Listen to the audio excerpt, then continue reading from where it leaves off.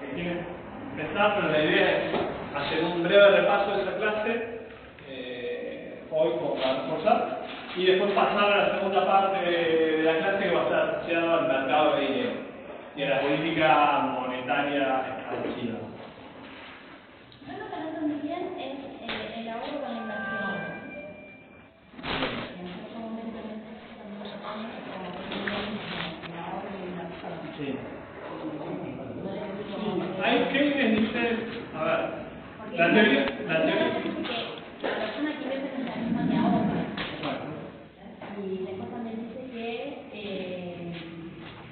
digamos, las personas ahorran el dinero y como que, según la teoría neoclásica, ese dinero iba a ser invertido, pero como ellos lo atesoran, no lo invierten. Exacto.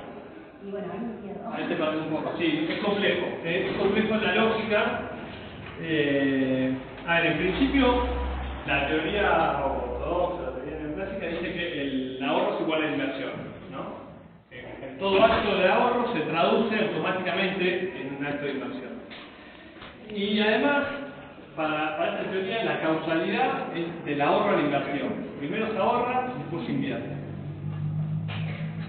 Keynes también va a decir que en todo momento o en cualquier periodo en sí, el ahorro es igual a la inversión. Pero de alguna manera el orden de causalidad es distinto. Porque primero se establece el nivel de inversión, se establece el nivel de demanda agregada, y como resultado, en forma de post, se determina el ahorro y es igual el ahorro con la inversión. A ver, no me quiero adelantar tanto, pero Keynes va a cambiar, digo, la cosmovisión de cómo pensar la economía y sobre todo, digo, cómo pensar la macroeconomía. La economía marginalista o neoclásica basa su método en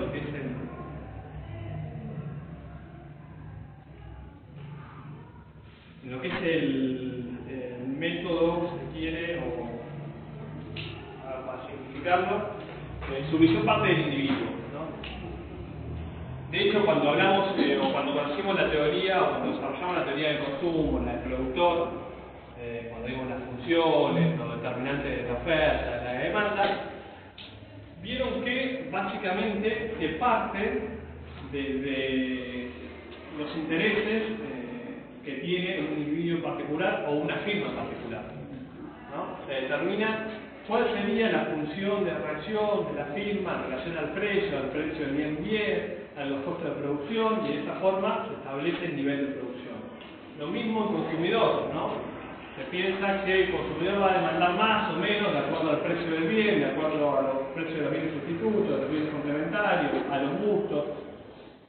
De esa forma, básicamente, se construye la función de demanda y la función de oferta, que no es ni más ni menos que trasladar los incentivos o la función de reacción que tiene el individuo al mercado específico en particular, ¿no? O al mercado sectorial en particular. Y después de ese mercado sectorial en particular, a la economía en su conjunto, por analogía, ¿no? Entonces, la construcción de cómo funciona la economía en su conjunto, de la oferta agregada y la demanda agregada, parte de la agregación de cómo funcionaría el individuo en particular. Eso tiene sus problemas.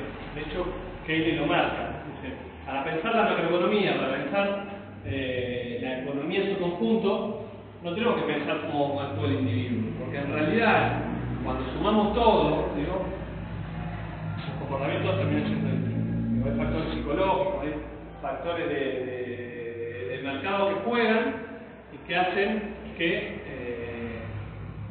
el consumo agregado, la inversión agregada, en algunos casos funcione de manera distinta. Esos factores no son considerados cuando se hace lo que usted dice de la visión de generalizada en zona o en empresa, no estaban pensadas. No estaban pensadas, es decir, sobre todo Keynes va a criticar varias cosas. Una es el mercado de trabajo, el mercado clásico, que vamos a ver, lo vimos en la clase y lo vamos a ver. Otra es el comportamiento de la inversión agregada. ¿Cómo funciona la inversión agregada? nosotros habíamos visto la teoría de la firma, que las empresas básicamente, cuando los precios aumentan o cuando aumenta en forma directa su tasa de ganancia, las empresas van a invertir más y esa tasa de ganancia baja o porque baja el precio del bien, van a faltar menos, entonces van a producir menos. La realidad es que ese es un factor relevante para las empresas, pero las empresas para tomar decisiones de inversión además tienen otros factores que consideran, ¿no? Entre ellos, por ejemplo, la expectativa de ganancias a futuro, que es un dato que no tiene, que es una previsión, que en muchos casos incluso está afectado por cuestiones psicológicas o ideológicas, o cómo entienden que va a desarrollarse el flujo de negocios para adelante. Bien. Bueno, entonces en principio Keynes va a escribir en la década del 30, escribir en una época donde el capitalismo va a conocer la crisis más severa de la que hasta ese momento se había producido. Va a ser una crisis muy larga, una crisis que va a tener efectos sociales muy profundos, que va a tener niveles de desempleo muy altos, nunca vistos, y además que se mantienen en el tiempo. En ese contexto, la teoría económica no podía dar respuestas al porqué de la situación o cómo salir adelante de esa recesión, de esa situación de estancamiento. De hecho, las crisis económicas no eran recurrentes, no es que esa va a ser la primera crisis que va a enfrentar el capitalismo. Va a ser la crisis más importante por la realidad que ya habían sufrido varias crisis a lo largo de sus años de desarrollo. Estas crisis habían sido superadas y el pensamiento económico reinante de esa época era que los ciclos económicos existían, que el capitalismo se desarrolla, una especie de ciclos de auge, de recesión, pero que la economía siempre se sale para adelante, ¿no? Que siempre encuentra su punto de equilibrio. Entonces, situaciones de crisis, de quiebra, de desempleo, eran solucionadas básicamente por el mismo mecanismo del mercado. A través del sistema de precios, a través de los incentivos, la economía volvía a generar el equilibrio económico, volvía a generar la tasa de crecimiento, volvía a generar trabajo. Ahora, la crisis del 30 viene a romper un poco con todo eso, porque pasan 7, 8 años y la economía mundial no se recupera. Sigue con altos niveles de desempleo, sigue con altos niveles de estancamiento, sigue con ingresos bajos, niveles de pobreza altos. Entonces no está tan claro que el mercado por sí solo puede llegar a sacar adelante la economía y volver a hacer una economía. Keynes va a proponer, eso ahora lo vamos a ver un poquito más adelante, va a proponer básicamente que el Estado asuma un rol más activo en lo que es la administración de estas crisis económicas para revertir el ciclo económico, para ponerle piso y modificar las expectativas.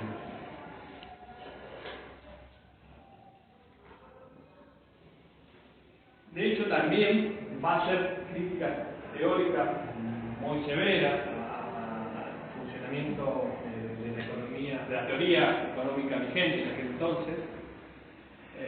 Básicamente le decía, asociado al mercado de trabajo, asociado a un supuesto muy importante en la teoría económica neoclásica, que es la ley de Hay. La ley de Hay. Y reinterpretando de alguna manera la visión de la economía agregada, la visión de la macroeconomía. Va a proponer otro supuesto de funcionamiento. Entonces, en principio, empezamos por el mercado de trabajo. Recuerden que cuando vimos el mercado de trabajo neoclásico, el mercado de trabajo marginalista, habíamos visto que el trabajo para esta teoría es una mercancía más, que la fuerza de trabajo se transa en el mercado como un bien más, que el precio de equilibrio del mercado es el salario y se determina mediante la libre explotación de la oferta y la demanda. La oferta de trabajo la van a constituir los trabajadores y la demanda de trabajo la van a constituir las empresas empresas que demandan trabajo. Si hay algo que plantea la teoría es que, como cualquier otro mercado, existe un punto de equilibrio donde están utilizados todos los factores que participan en el mercado, ¿no? Que la oferta disponible encuentra comprador y que la demanda requerida encuentra vendedores, ¿no? El precio de equilibrio del mercado. El punto de equilibrio se vacía el mercado en el sentido de que no va a haber más oferta ofrecida a ese precio y no va a haber más demanda requerida a ese precio. Por lo tanto, en lo que respecta al mercado del trabajo, en un punto de equilibrio como ese no existiría el desempleo, porque todos los trabajadores que quisieran trabajar a ese precio estarían empleados y toda la demanda de trabajo a ese precio de equilibrio estaría satisfecha. Ahora, eso en la práctica no sucede. No sucede porque ahora desempleo hay siempre. Y una de las excusas, si se quiere, de la teoría neoclásica es que cuando existe desempleo, en realidad lo que está de fondo es un nivel de salario muy alto, ¿no? Como en cualquier otro mercado desequilibrado donde hay exceso de oferta, lo que pasa es que hay un precio en el mercado muy alto y lo que tiene que pasar es que baje ese precio. En términos de la teoría, ¿qué implica que baje el salario? Implicaría que más empresas estén dispuestas a contratar trabajadores porque reducen sus costos de producción, entonces demandarían más y absorberían más fuerza de trabajo. Y por otro lado, los trabajadores, o muchos trabajadores, se desalentarían en el mercado de trabajo y saldrían básicamente del mercado de trabajo. No estarían dispuestos a trabajar a ese precio. Entonces, se reduciría la oferta también. Hay una parte que dice que, digamos, si hay cuando hay desempleo, el trabajador acepta cobrar un salario más bajo, como eso está incorporado en el precio, debería bajar el precio también, pero eso no ocurre. Esa es la crítica que vamos a ver, la crítica teórica. Estamos haciendo el preámbulo para llegar a eso. No vamos a explicar la verdad. Entonces, explicado por la teoría marginalista, una baja de precio implicaría eso, implicaría que se reduzca el desempleo por dos canales. Primero, porque empresas estarían demandando más trabajo. Por otro lado, trabajadores que se desalentarían o preferirían irse a su casa a tomar mate en vez de trabajar a ese salario. Ahora, eso no sucede en la práctica porque existen normas laborales, porque existe el salario mínimo, porque existen sindicatos que pelean por las condiciones de los trabajadores. Entonces, no es posible en esa economía que los salarios se reduzcan. Y como los salarios no se reducen, entonces existe el desempleo. La teoría clásica de alguna manera construye esa idea y la culpa del desempleo básicamente los trabajadores. ¿No? Ahora, Keynes va a hacer dos críticas de ese mercado de trabajo, que están asociados un poco a esto. Una es la crítica empírica, que es la crítica que se condice con la realidad. Y va a estar asociada a la construcción teórica de la curva de oferta de trabajo.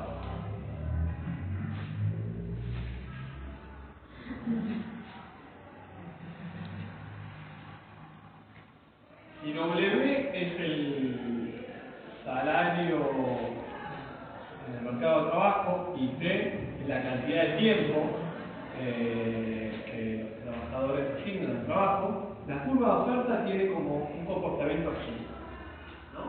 Como cualquier curva de oferta de otro mercado. ¿Qué quiere decir esa curva de oferta con esa predisposición? Bueno, en teoría, a medida que aumenta el salario, más trabajadores están dispuestos a incorporarse al mercado de trabajo.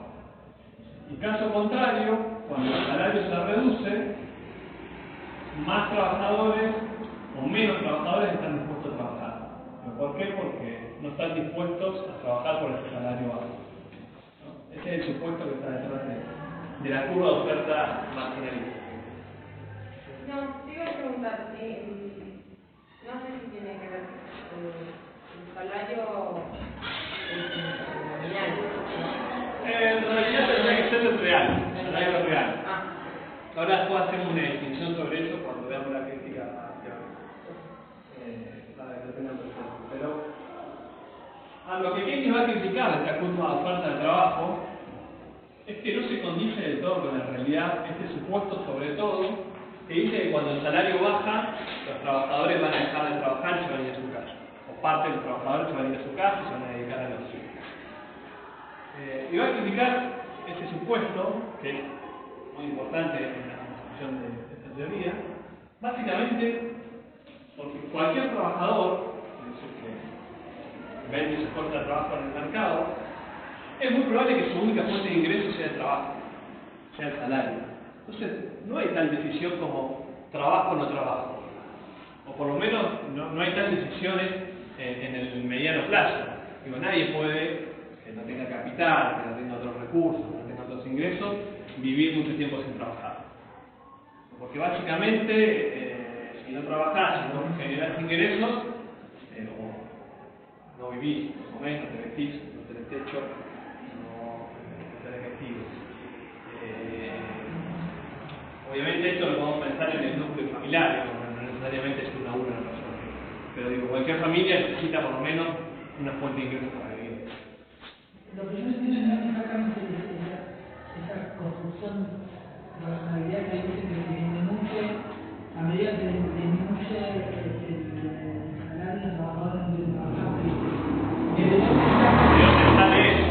¿De dónde sale, digamos, cuál es la fundamentación para terminar con eso? Y la fundamentación es que yo no puedo entender lo del salario así para más salario a los trabajadores, los mozos como todo el mundo, ¿no? Y ni siquiera, porque llega a algún punto que basta, digo, claro, uno puede trabajar 8 horas, 10, sí. ¿no? Puede, es más difícil.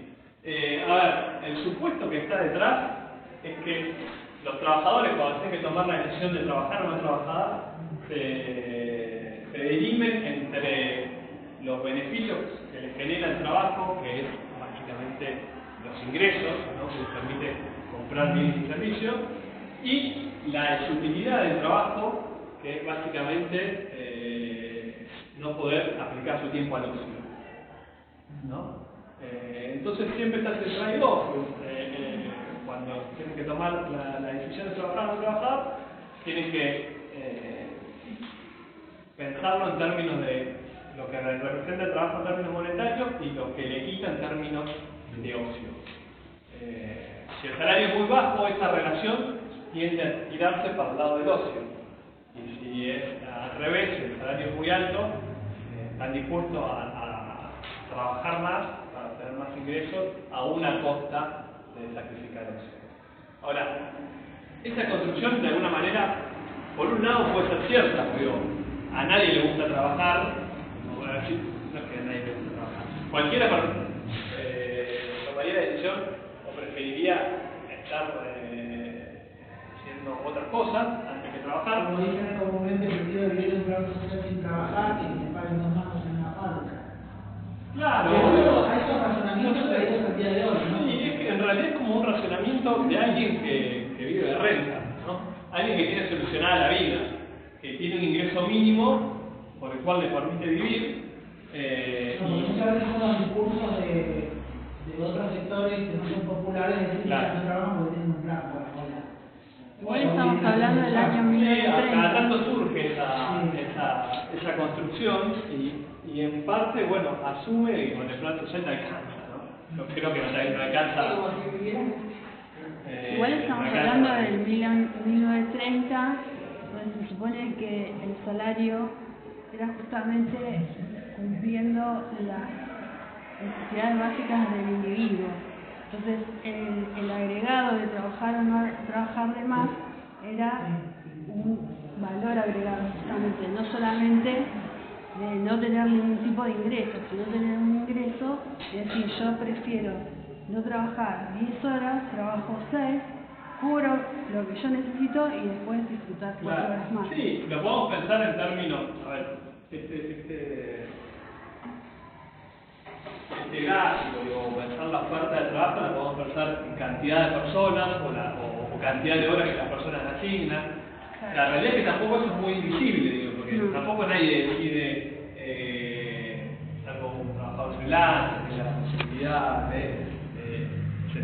trabajo, vos trabajás en cualquier empresa 8 horas o 10 horas o nada. Expone un poco el mercado o la empresa. Pero eso en algún momento, o sea, por más que sea real en el sentido de que, bueno, me pagan más dinero, entonces más horas trabajo para recibir un mejor salario. Va a llegar un momento que ese salario, por más que me ofrezcan lo que me ofrezcan, lo vas a recibir porque ya cubriste todas tus necesidades básicas, todo lo que y en un momento dado ya no va a ser suficiente y vas a querer tener ese tiempo de ocio. Está esa limitación, sí, obviamente tiene esa limitación de esta curva de oferta. Tal vez no es la más relevante en el sentido de que no llega a operar esta reflexión en el promedio, ¿no? Probablemente trabajadores que tengan muy buen salario, no sé, abogados, líderes de grandes bufetes, que cobren grandes honorarios, por ahí pueden tomar esa decisión, ¿no? De, bueno, trabajo un poco menos, pero el promedio, la realidad es que opera en este sector de un medio. Pero bueno, sobre todo estos supuestos del mercado de trabajo no se corroboran en épocas de crisis. Keynes pone ese ejemplo, básicamente. En épocas de crisis, los salarios reales suelen caer y no se corrobora que los trabajadores abandonen su puesto de trabajo o se vayan a la casa, sino que incluso pasa lo contrario. Para llegar a tener un nivel de ingreso suficiente para cubrir sus necesidades, necesitan trabajar más, buscar su segundo trabajo, o parte de su familia tiene que salir al mercado de trabajo cuando antes se quedaba en su casa. Esposas, hijos, a conseguir un nuevo trabajo para contrarrestar la caída de los ingresos. Creo que también lo que pasa un poco en la realidad es que al salarios bajos, obviamente la demanda crece, la oferta crece y la demanda, se puede buscar un trabajo y hay más soldados. En el fondo también un poco las políticas que se toman es eso, que bueno, pasan las jubilaciones a tema. Tengo más personas trabajando, menos empleo para dar, un poco de pendiente bajo el salario de esa forma. Sí, nosotros acá en Argentina estamos con una situación particular porque medio que vivimos en una crisis permanente y con niveles de desempleo muy altos, sobre todo niveles de desempleo muy altos en la juventud. Y en ciertos sectores, vulnerables. Pero bueno, esto piénsenlo, o la discusión teórica piénsenlo allá en 1930, como decía la compañera, donde básicamente la economía funcionaba a nivel de pleno empleo y cuando sobreviene la crisis, es decir, el mundo se pone patas para arriba. Porque básicamente empieza a existir el desempleo permanente, muy alto y sostenido en el tiempo. Entonces, bueno, la crítica teórica de Keynes en principio va por ese lado, porque dice, no es posible, o en realidad, por más que bajemos los salarios de los trabajadores más de los que están, no se va a solucionar el problema, como está construida la teoría, porque los trabajadores no van a abandonar su puesto de trabajo, más se van a aferrar de valor del ingreso que tienen en un contexto de crisis. La segunda crítica es la teórica, está asociada a la construcción de la teoría de precios, de la teoría marginalista, está asociada a lo que decía la compañera. La teoría de precios de la economía ortodoxa es la teoría de los costos de producción. Y dice que los precios de los bienes reflejan no más, ni más ni menos el costo de producción más una tasa de ganancia, un marcado. Entonces, si para producir, por ejemplo, una silla, el costo de producción es 100 pesos y la tasa de ganancia de la economía es 15%, el precio de la silla va a ser de 115, ¿no? El costo de producción más la tasa de ganancia, que es un porcentaje de los costos de producción. La tasa de ganancia.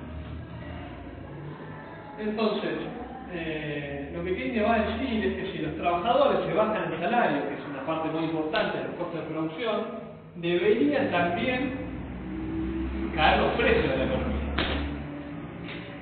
Porque si los salarios de una parte importante de los costos de producción están cayendo, si los precios están asociados al costo de producción, entonces si estos caen, también deberían caer los precios. Y probablemente los salarios reales, que es la relación entre el salario nominal y el nivel de precio va a permanecer invariante. El corolario de eso es que los trabajadores no pueden voluntariamente bajar su salario real.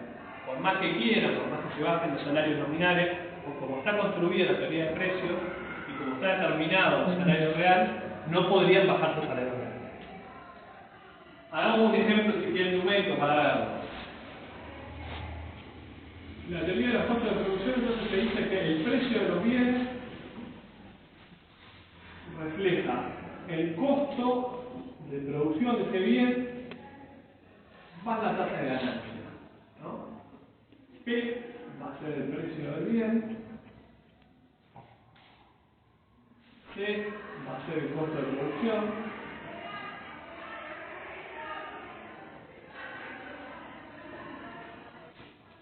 R va a ser la tasa de ganancia.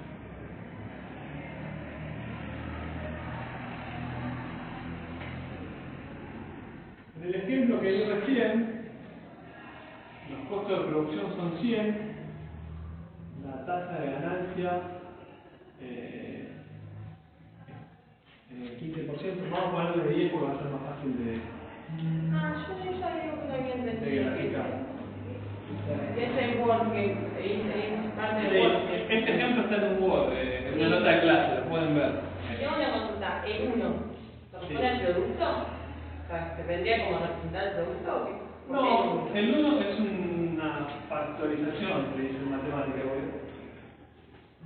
Yo dije que el precio del bien es el costo de producción más el 15% que es la tasa de ganancia, ¿no? Y eso uno representa por C más C por 0,10, ¿no?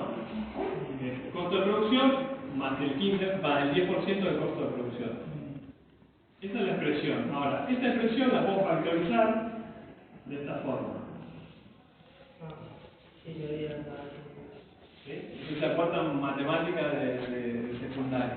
Si yo multiplico C por 1 y lo multiplico por el 0,10, me da la misma expresión de arriba. Siempre uno. Siempre 1.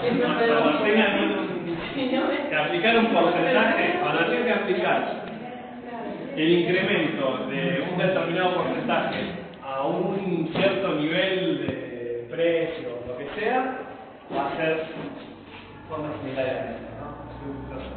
Ahora el ejemplo que quieren saber cuál es el 20% de incremento de 1000 es 1 más 0,2 igual a 1200. ¿Qué quiere decir 1200? Que es 1000 más el 0,20% de 1000. Eso es un disclaimer de cómo construyó esto. ¿No entendieron? No. No sé cómo explicarlo con más detalle. Alguien me ayuda. O sea, en una nunca varía. El 1 con nunca varía. ¿Qué sería mi duda? Si variaba el 1 se lo presentaba el producto. No, siempre. El producto no. Si vos querés saber cuánto es el valor de algo más un porcentaje, lo expresás de esa manera. ¿Querés saber el valor de 10 multiplicado por o sumado al 20% de ese 10? Es 10 por 1 más 0,20, por ejemplo, te va a dar 2. Es 10 más el 20% de 10.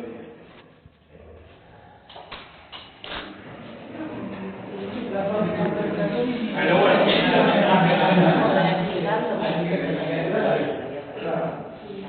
vuelvo a los libros de matemática de séptimo grado, es el que no me acuerdo. Y según el colegio, Bueno, en este ejemplo entonces están las fórmulas, si se quiere, de los costos de producción, de cómo se determinan los precios de un determinado bien. El ejemplo numérico que di es este, bueno, cómo se construye el precio, con el costo y la tasa de ganancia. Ahora bien, el otro tema importante es el nivel de salario real. está asociado al nivel de salario nominal más el precio. En este caso, y que estamos asumiendo para hacerlo más sencillo, porque si no está más complicado, que básicamente los costos de producción de la empresa son salarios, ¿no? Son más sencillos. Entonces, en este sentido, C es igual a W. El costo de la empresa es igual al nivel de salario nominal que paga la empresa al trabajador. Entonces, ¿cuál es el salario real de esta economía? Básicamente 100, que decimos que es el salario nominal, sobre 110, que es el precio. Acá estamos asumiendo también precio promedio, si quiere, todos los bienes, también para simplificar. O supongamos una economía de un solo producto. Pero los costos de producción es igual al salario real. No, costo de producción es salario nominal. ¿Cuál es la diferencia entre el salario nominal y el real? Esto lo van a escuchar siempre en economía. Salario real, tipo de cambio real, tasa de ganancia real, tasa de interés real. Entra en teoría, son índices recurrentes, que tienen la particularidad de relacionar siempre las variables en términos de poder adquisitivo, de poder de compra. ¿Sí? Cualquiera de nosotros puede ganar un salario de bolsillo y eso va a ser el salario nominal. Va a ser lo que cobre en tu cuenta bancaria asociado a los honorarios o a tu salario que percibís en la empresa por tu trabajo. Ese va a ser el salario nominal. El salario real va a ser lo que vos podés comprar con el salario, la capacidad de compra que tiene el salario, y que está relacionada con el precio de los bienes, ¿no? Uno puede ganar 100.000 pesos hoy y comprar una cierta cantidad de bienes, que no es lo mismo que lo que vos ganabas, si vos ganabas 100.000 pesos hace 2 años, pero cuando comprabas una cantidad de bienes mucho más grande, ¿no? Porque el nivel de precio no era otro. Entonces el salario real hace esta relación, y lo cual es el poder de compra del salario. Y eso está asociado, bueno, a la relación entre el salario nominal y el nivel de inflación o el nivel de precio. Entonces, en esta economía donde el salario nominal es 100, donde los precios son 110, el salario real, si querés, lo podemos poner en estos términos, 0,909.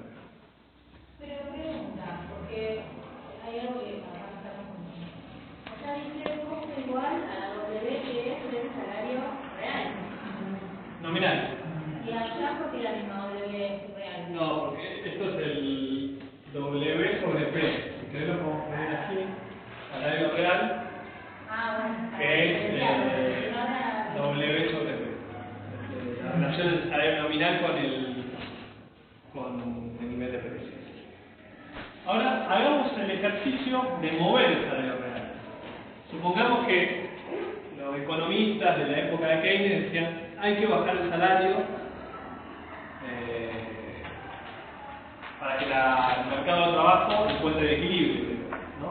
Para que muchos trabajadores se desalienten, se vayan a la casa y para que la empresa salgan a demandar más trabajo. De esta manera se resuelve el desempleo, se resuelve este flagelo social. A ver si los trabajadores, por voluntad propia, hicieran eso, ahora vamos a ver que en realidad no van a modificar. Pongamos el caso 2, el momento 2, donde los trabajadores aceptan, si se quiere, la teoría marginalista y dicen, bueno, vamos a reducir el trabajo, vamos a comer menos, pero vamos a solucionar el problema del desempleo, más compañeros van a tener trabajo. Veamos qué pasa. El costo entonces de las empresas va a bajar a 100. Perdón. Pongamos el ejemplo que se bajan 10% el salario, o sea que el salario nominal va a ser 90. Los costos de producción de las empresas va a ser 90 también, la tasa de ganancia suponemos que va a ser el mismo. Y los precios en este esquema van a ser igual a 99, ¿no? Porque es 90 por 1 más 1,1 es 99. Lo pueden chequear con el celular. Ok, ¿qué pasó? Los trabajadores bajaron su salario y como está construida la teoría de precios, entonces también tienen que bajar los precios, ¿no? Porque esto es una equivalencia, ¿no? Si baja esta parte, necesariamente tiene que bajar esta. Ahora, ¿qué pasa con el salario real? Hagamos las cuentas, ¿no? Dijimos que era W sobre P. Tenemos ahora salario nominal 90 y tenemos unos precios de 99. ¿Alguien puede hacer la cuenta con la calculadora? ¿Cuánto es 90 dividido en 99?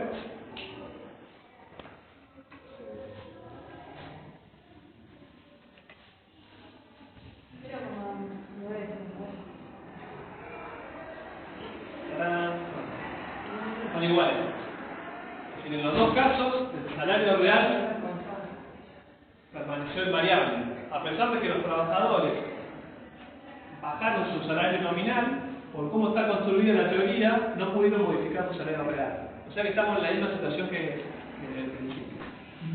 ¿Qué quiere decir esto en términos de la crítica de Keynes? Que básicamente los trabajadores no son culpables del desempleo, porque ellos, por más que quieran bajar el salario nominal, el salario real no varía, entonces no es la causa o el problema del desempleo. Con estas dos críticas, Keynes como que va a demoler de alguna manera la construcción teórica del mercado de trabajo, digamos, de la economía clásica. Y va a proponer, obviamente, otra teoría de cómo se determina el salario real y cómo se determina el nivel de ocupación. Y por lo tanto, el desempleo. La segunda crítica que va a hacer Keynes a la teoría predominante de aquel entonces es a la ley de Hale. Como dice la ley de Hale.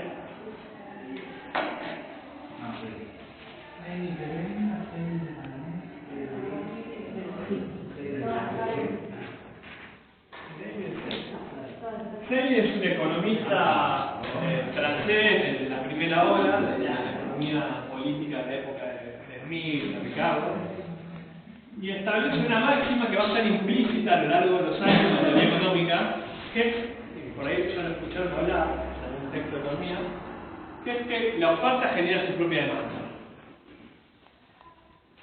¿Qué quiere decir en términos económicos esta expresión? Bueno, básicamente que toda oferta disponible en el mercado encuentra su demanda asociada, que no hay posibilidades de que haya problemas de sobreproducción o stock sin vender, que todos los factores de producción están empleados, que no hay desempleo, que no hay capacidad industrial ociosa. Básicamente lo que refiere es que la economía funciona en el equilibrio, donde todos los factores de producción están utilizados, donde todos los bienes se venden, donde todas las necesidades se satisfacen.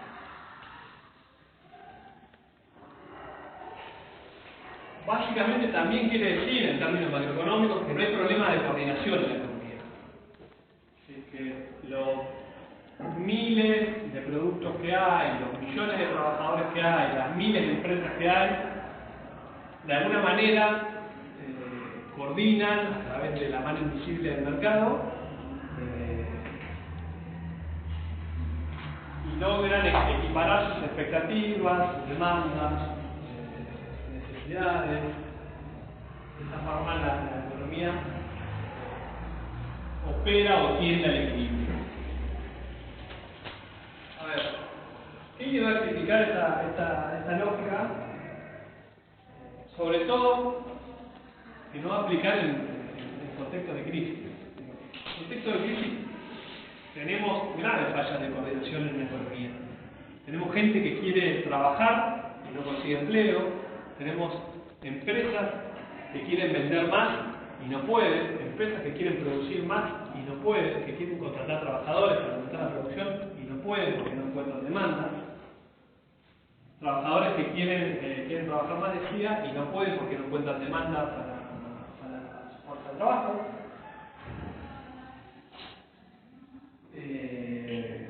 Empresas con capacidad ociosa disponible que no la pueden poner en producción.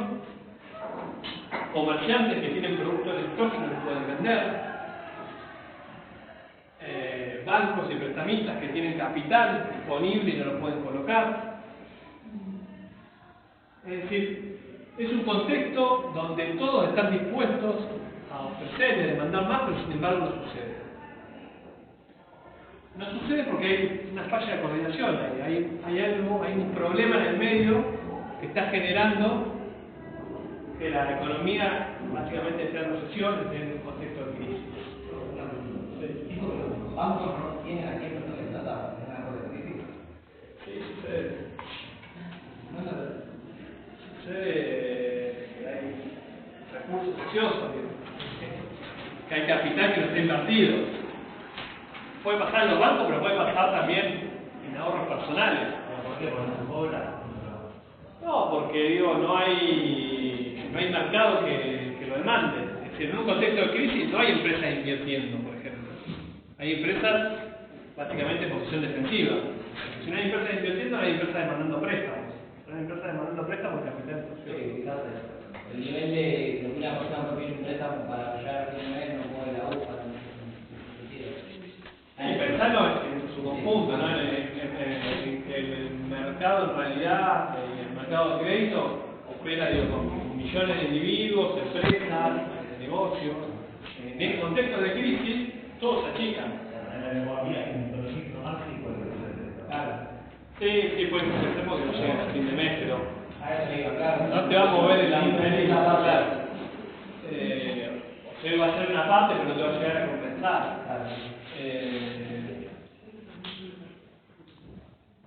Pero cuando hay momentos de crisis, el Estado, por lo general, es como que trata de incentivar que la gente tome préstamos y, digamos, para la vivienda, como para también poner al trabajador que Claro. construya esa vivienda, digamos, como para empezar a que la rueda empiece a girar. Bueno, esa va a ser la recomendación de Keynes.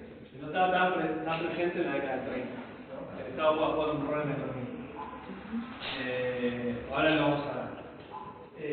Pero básicamente, este es el problema de la economía en crisis. Es una economía que tiene recursos potenciales para utilizar y sin embargo no se utilizan. Si no se utilizan y generan perjuicios sociales, ¿no? Niveles de producción menor, niveles de empleo menor, niveles de salario menor, niveles de pobreza mayores. Que si todos se pusieran de acuerdo, si la economía funcionara, y el engranaje económico funcionara, estaríamos todos mejor, pero sin embargo no sucede. No sucede porque algo pasa. ¿Y qué es lo que pasa?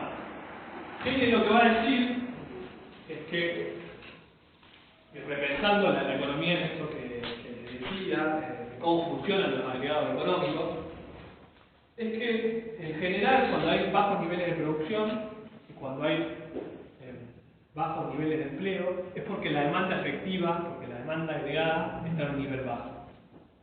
La demanda agregada, ¿qué es la demanda agregada para Keynes? La demanda agregada en realidad es la sumatoria de todas las demandas individuales, de todos los mercados, lo que demandan los consumidores, la demanda de inversión de las empresas. Es un concepto abstracto, ¿no? Y va a estar conformada básicamente. ¿Puedes repetir porque me quedé en cuando baja la demanda?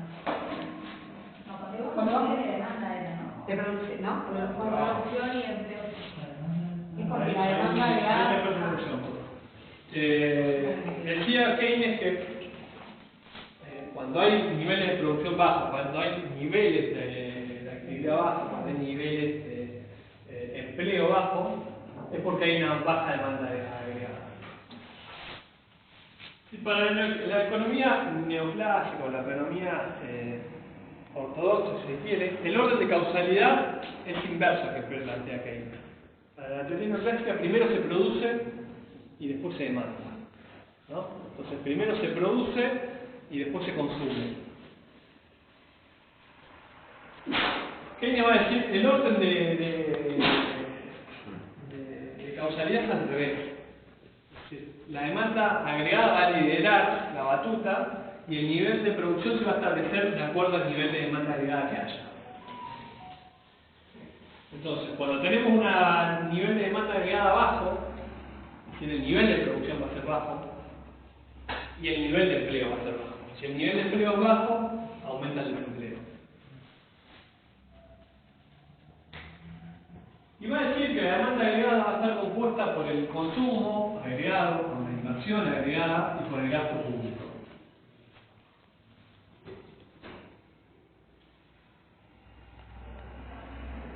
Para Keynes, las crisis económicas se suceden entonces cuando la demanda agregada cae o cuando la demanda agregada es baja. Pero dentro de estos componentes le va a asignar un rol más importante a la inversión.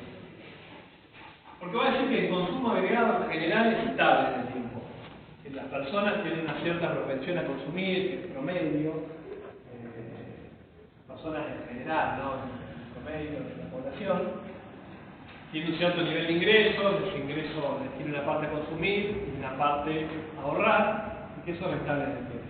Obviamente difiere de acuerdo a los niveles de ingresos, ¿no?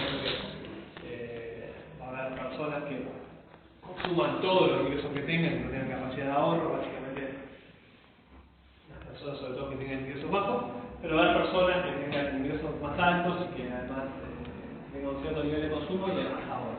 En el promedio, podemos hablar de una propensión marginal a consumir en la economía que es estable. El problema para Keynes va a estar en la inversión.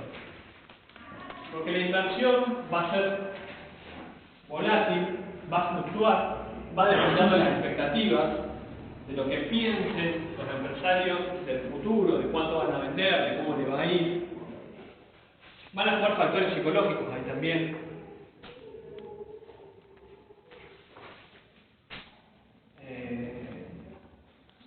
Y que por lo tanto, en general, cuando hay crisis económicas, lo que está bajando es la inversión.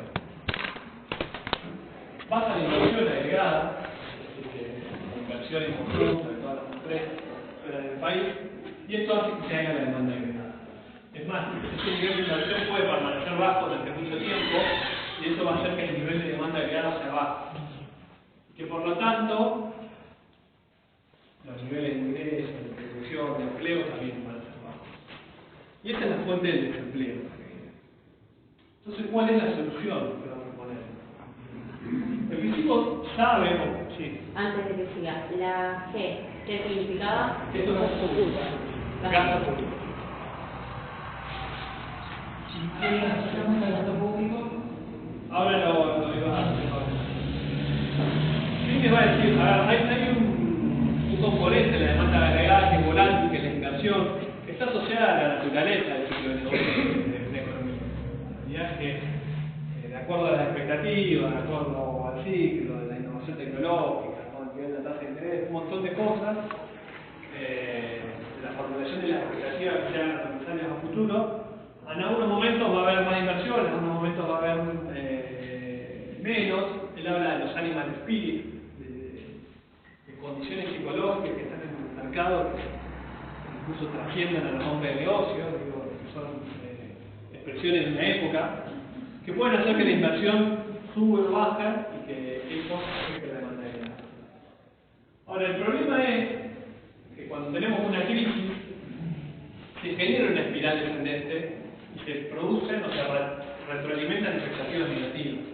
Porque supongamos que cambien los animal spirits, que las empresas dejan de invertir porque piensan que viene un futuro sombrío o van a vender menos, asumen una posición defensiva y baja la demanda agregada.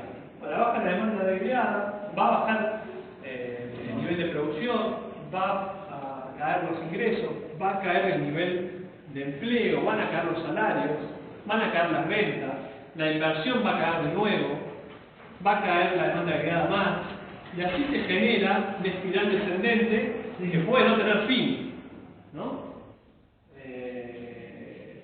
Las expectativas negativas cada vez son más expectativas y en el medio van quebrando empresas, van generándose desempleo, y la situación se vuelve cada vez peor. Bueno, eso es lo que sucedió en la década del 30. Y el mercado no tiene mecanismos para contrarrestar esa dinámica por sí mismo, o no lo encuentra tan fácil.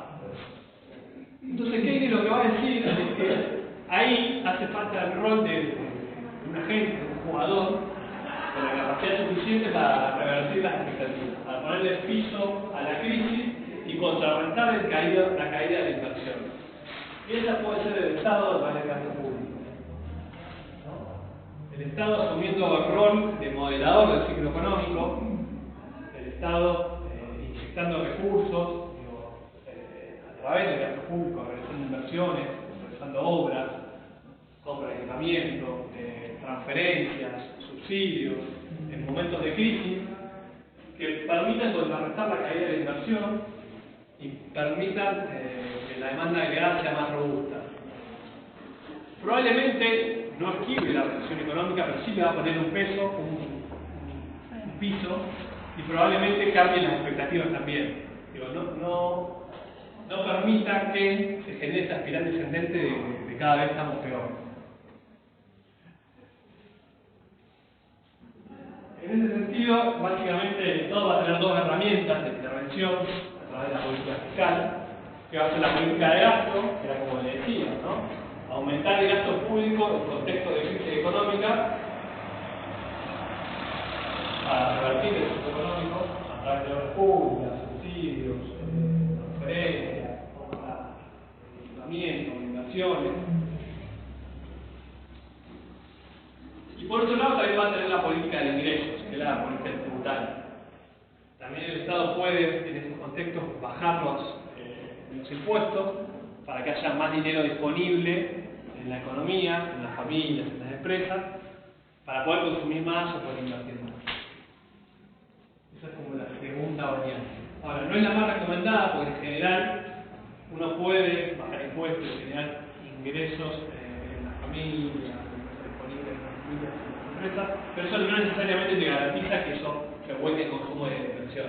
Entonces, sobre todo en un contexto defensivo puede ser que lo ahorren, digo, por previsión. Entonces no se estaría solucionando del todo el problema de la caída de la demanda agregada. Por eso, en general, se estila básicamente a aumentar el gasto público. Si bien eso puede generar un costo fiscal, puede generar déficit fiscal, la realidad es que en términos de Keynes está más que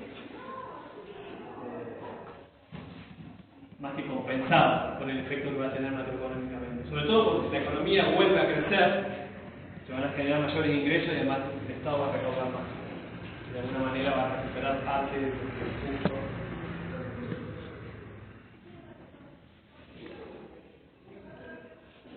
Bien. Eso en relación a la recomendación de Keynes. ¿Era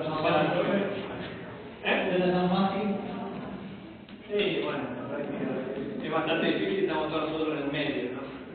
Hasta el tiempo. Me produce una gran contradicción, es que si bien tenemos estas formas de hablar que tenemos descendientes con la baja demanda agregada, con la intervención del Estado, con el gasto público, con la política fiscal y los ingresos tributarios, porque se necesita el Estado cuando hay políticas económicas que en realidad lo que hacen es dedicar las prácticas del Estado de la construcción partidaria, utiliza esos rescates del Estado, pero no con estas políticas, sino con el préstamo externo.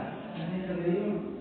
Sí, a ver, hay que ver quiénes critican, digo, porque ya sabemos, bueno. Hay un sector, sí, obviamente, que critica, digo, hay economistas que van a los medios y dicen que la culpa es siempre del Estado. La realidad es que obviamente atrás de esas recomendaciones, las críticas siempre hay un interés económico. Siempre van en la misma dirección, digo, nunca critican, digo, los beneficios fiscales que tienen las empresas, los beneficios que tienen a través del Estado de ciertas políticas sectoriales, las exenciones de impuestos que tienen.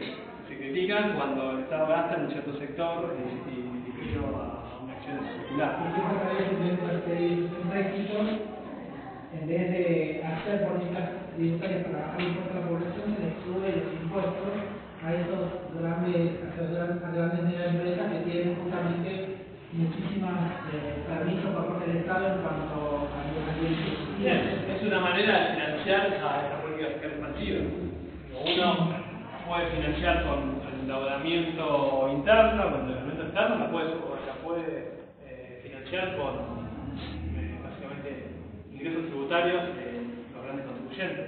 Claro, Una cosa es lo que dice Keynes que tiene que hacer el Estado para revertir el ciclo, después hay que pensar cómo asignar ese costo y a quién, ¿no? Cómo se distribuyen esos costos. Porque se piensa que la gran masa de la población puede solucionar eso si hay una gran masa de empresarios que cubrir a toda la población en total con esos ingresos tributarios, se podría hacer la inversa, de la baja, sino la quita de esos beneficios que tienen y poder recaudar mucho más que la población.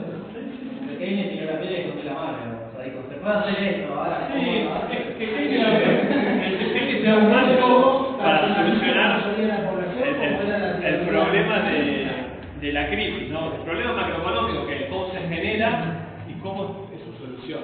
Después también está el tema redistributivo, ¿no? De fondo, que es como una segunda discusión. Bueno, o sea, ¿tiene que salir el Estado a salir a pechar, a poner recursos, a revertir el ciclo económico? Bueno, ¿quién paga esto? Y ahí, bueno, está la discusión de la redistributiva. Bueno, la pagamos todos, la paga una parte, la paga la parte más pudiente. Ahí es donde está en general la discusión y ahí es donde están las críticas, ¿no? Claro, pero siempre tiene una visión cuantitativa y no cualitativa de los beneficios que tienen respecto de la baja del impuesto.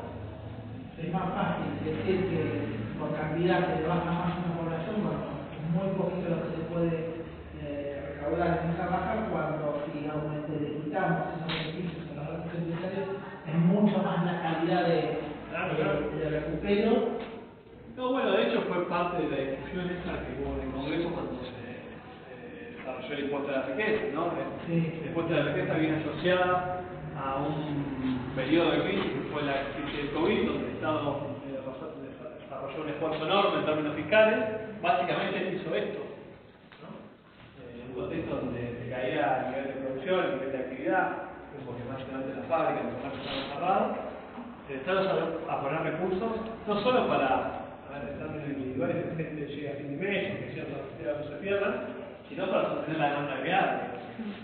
Lo poco que funcionaba la economía sigue funcionando y ponerle piso a esa crisis. Ahora, Los empréstitos que pidió el exterior fueron mucho menos que los que pidió el gobierno anterior.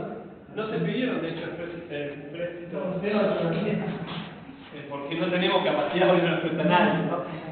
Fueron básicamente ahorro interno y condición monetaria. Bueno, eso obviamente hubo que cubrirlo en el periodo siguiente y se cubrió de alguna manera en parte, ¿no? Con el impuesto de la grandes fortunas. Fue la discusión siguiente que hubo a esta. Está en relación, obviamente, con lo que ya se bien. En relación a lo que decías, como para volver un poco, lo del ahorro e inversión. Keynes dice que el ahorro es un residuo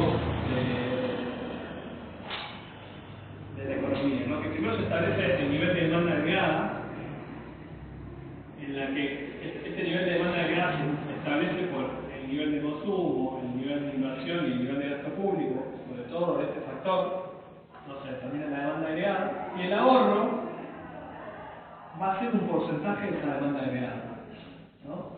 Va a ser, de acuerdo a la propensión marginal a consumir, puede ser, por ejemplo, el 80%, el ahorro va a ser igual al 20% de la demanda agregada. Entonces, ¿cómo es el orden de causalidad? Primero se establece el nivel de inversión, después se establece el nivel de demanda. Una vez que tenemos el nivel de demanda, se establece el nivel de ahorro y el ahorro va a ser igual a la inversión. Esa es como la lógica de que no es que primero se establece el ahorro, una vez que se establece el ahorro, se establece la inversión y después la demanda real, sino que es el orden de causalidad, la lógica de Keynes es esta. ¿Cómo se llama los fenómenos? Sí, por favor. En principio, para Keynes, para la teoría ortodoxa, primero se ahorra, después se invierte y después se genera el producto asociado, el nivel de demanda agregado, el nivel de producción. Sí, lo que inclusive mantiene el usador. Claro, entonces lo que te dicen es que la economía argentina tiene un nivel de demanda muy bajo y el problema es que la gente ahorra poco. ¿No? Somos vagos, consumimos mucho, no ahorramos. Esa es como la contribución, si quiere. Entonces, ¿qué hace falta para aumentar la inversión? Hay que ahorrar más, necesitamos ser más globales. una vez que tengamos más nivel de ahorro, vamos a ver mayor inversión automáticamente. Y eso va a generar que nosotros queremos un nivel de producto mayor y que estamos hablando. ¿Qué es lo que dice? El nivel de ahorro no te determina la inversión. Ahí hay un supuesto de que si una economía ahorra más, automáticamente va a invertir más. Y eso ahí hay un eslabón perdido. En realidad las decisiones de inversión van por otro lado, está asociada a la expectativa, está asociada al ciclo económico, está asociada al nivel de producción actual. Es una decisión totalmente independiente del nivel de ahorro. Y es más, el nivel de ahorro va a estar asociado al nivel de producto y el nivel de producto va a estar asociado a la demanda agregada y el nivel de inversión. Entonces el orden de causalidad es distinto. Primero se determina el nivel de inversión, después se determina el nivel de demanda agregada, y una vez que tenés la demanda agregada, se genera el ahorro. Lo que dice Keynes en relación al ahorro es que muchas veces puede ser peligroso. Porque si uno tiene un nivel de ahorro muy alto, quiere decir que el consumo es más bajo. Entonces, si baja el consumo, la inversión aumenta, te baja la demanda agregada. Al acto siguiente, ¿qué termina pasando? Termina cayendo el ahorro. ¿A dónde va a caer el ahorro? Al mismo nivel que la inversión. Ahí es a donde va Keynes con ese razonamiento, o por qué dice que habla de la paradoja del ahorro, ¿no? Del problema que puede surgir en algún momento en una sociedad que tenga un alto nivel de ahorro, porque eso se traduzca. Está para la economía, no hay consumo. Básicamente no hay consumo y como inversión tampoco tenés, y la demanda de gas se pulveriza. Caen los ingresos y en el periodo siguiente vas a ahorrar menos porque vas a tener ingresos más bajos.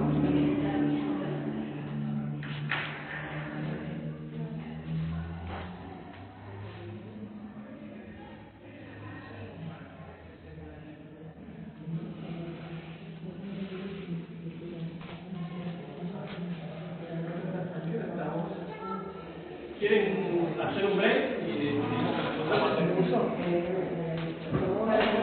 15 minutos. Son las 7. Esta segunda parte de la clase va a estar asociada al mercado de dinero, básicamente para poder después llegar a lo que es la política monetaria expansiva que busca las representaciones de Keynes y conceptos.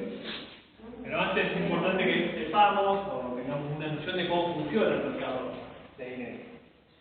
Ahora, el mercado de dinero va a ser un mercado también como cualquier otro, donde va a haber una oferta y una demanda. Del lado de la oferta va a estar dominado básicamente por un monopolista que es el Banco Central. El Banco Central de cualquier país, en nuestro caso, el Banco Central de la República Argentina. Que es el único capacitado para emitir dinero de curso legal. El único, de alguna manera, emite billetes y monedas y que va a hacer que va a determinar la oferta monetaria. Del lado de la demanda vamos a encontrar individuos y firmas y empresas, ¿no? Que van a demandar dinero básicamente para realizar transacciones económicas y también para algunas que otras más. Después la vamos a definir cuando abordemos la demanda.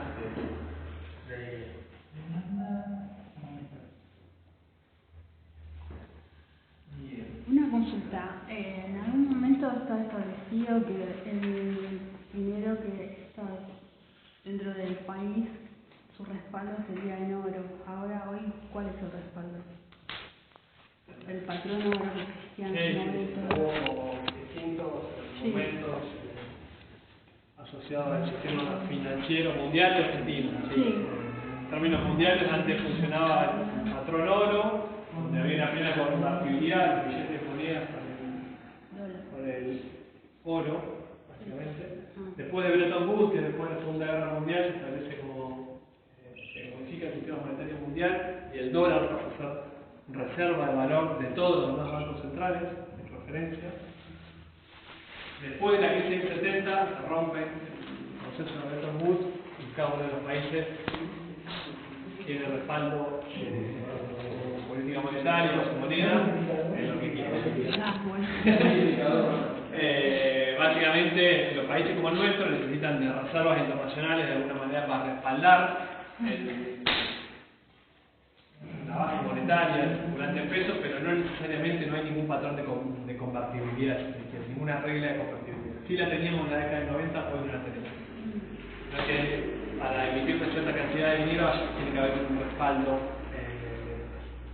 hoy en lo que es la regulación de la Unión Argentina, y así funcionan buena parte de los países. Bien, eso como un tema. Adelanto, transitorio del tesoro, compra-venta de divisas, redescuentos y encajes locales. A ver, ¿qué es el dinero? Ya lo vimos o ya lo introducimos cuando hablamos de Smith, donde él establece una cierta idea de lo que es el dinero. Básicamente el dinero cumple tres funciones en la economía. Sí, multiplicador, no le entiendo la letra. Multiplicador bancario. Gracias.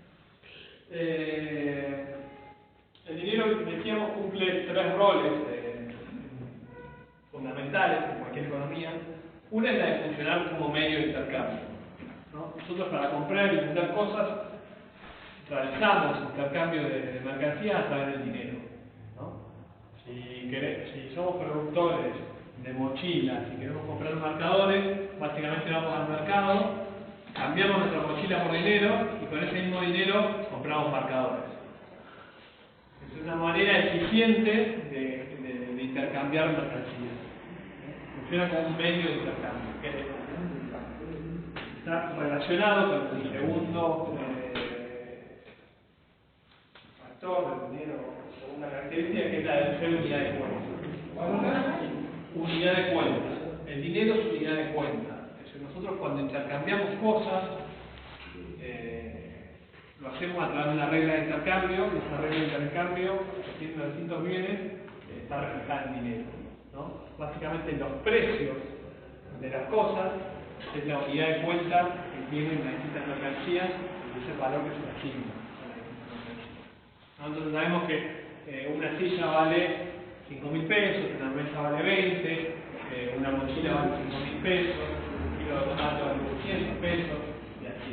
Que todas las mercancías de la economía se reflejan en una, que es el dinero. Están todas valorizadas en una sola unidad de cuenta, que es el dinero. La tercera característica que tiene es la de reserva de valor. Es decir, el dinero tiene que tener la capacidad de mantener su valor en el tiempo. Eso en nuestra economía funciona también, por eso dije que el peso no termina de ser moneda de todo, ¿no? Porque no tiene capacidad de resguardar valor en el tiempo. Sí el dólar, sí el euro, sí el oro, o otras divisas, otros metales preciosos, que mantienen el valor a lo largo del tiempo. No entendí la diferencia entre la primera función que nombraste y la segunda. Una es el medio de intercambio y otra es unidad de cuenta que como se parece mucho. Sí, es parecida, está relacionada, digo, porque a ver, el medio de intercambio es el dinero, es un bien, es una mercancía de alguna manera facilitadora del intercambio.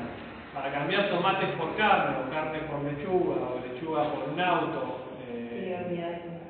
está el dinero como medio de intercambio. Ese intercambio que tal vez en la economía de trueque funciona con una sola fase, es decir, la que vende tomates y gallinas en el intercambio, con la existencia del dinero hay un intermediario, ¿no? Porque primero uno vende el tomate en el mercado y después va y compra la gallina. Eso básicamente, el dinero es una institución que lo que permite es facilitar el intercambio, ¿no? Que no tendríamos que conseguir básicamente congeniar con alguien que venda lo mismo que necesitamos y que esa persona requiera lo que nosotros tenemos. Eso permite una cierta cantidad de intercambio muy limitado, de una economía muy limitada, una cierta cantidad de bienes como son las economías primitivas. Una economía donde hay millones de bienes, miles de personas y miles de necesidades, la única manera de intercambiar, de producir y de vender y de comprar las múltiples posibilidades, los múltiples bienes que hay, múltiples bienes y servicios, es que exista una mercancía que sea medio de intercambio de todas. Entonces, vos no necesitas congeniar con una persona que tiene una gallina y vos vendés tomate y que vos necesitas una gallina y esa persona vende un tomate, sino que vos le podés vender los tomates a cualquiera, obtener dinero y ir a comprar la gallina. ¿Se entiende? La unidad de cuenta, en realidad, es algo similar, asociado también al intercambio, que es que el dinero refleja el valor de las demás mercancías, de los demás bienes. Que todo se mide en dinero. ¿No? Porque si no sería muy complicado, ¿no? Como vendés tomates, tenés que saber cuántos tomates se intercambian por un kilo de lechuga, cuántos tomates se intercambian por un kilo de carne, cuántos tomates se intercambian por un auto, cuántos tomates se intercambian por una silla. Y así todos los bienes de toda la economía sería una capacidad de información que excede la capacidad humana. Entonces, al tener una mercancía que refleja el valor de todas, la comparación y la información fluye mucho más rápido. La comparación es más sencilla y la información fluye mucho más rápido. La tercera está asociada, la tercera característica está asociada al ahorro, ¿no? Está asociada a la capacidad que tiene el dinero más de guardar valor. Uno puede tener un kilo de tomate, pero no puede guardar el valor del kilo de tomate a lo largo del tiempo del tomate, porque le echa el valor. Y lo mismo un montón de bienes procedentes. La idea es que con el dinero uno puede mantener el valor, su riqueza a lo largo del tiempo. Ahora, hablamos del dinero, pero también hay que hablar de la tasa de interés. ¿Qué es la tasa de interés para ustedes? ¿Qué le viene a la mente cuando hablamos de tasa de interés?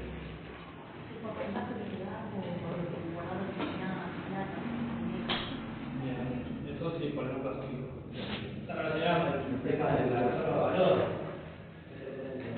Acá me mencionan que también se la cobran cuando pedís un préstamo. Y también la ganancia del banco. Y es todo eso. Decía vos recién. Está relacionado con la reserva de valor, que es otro punto.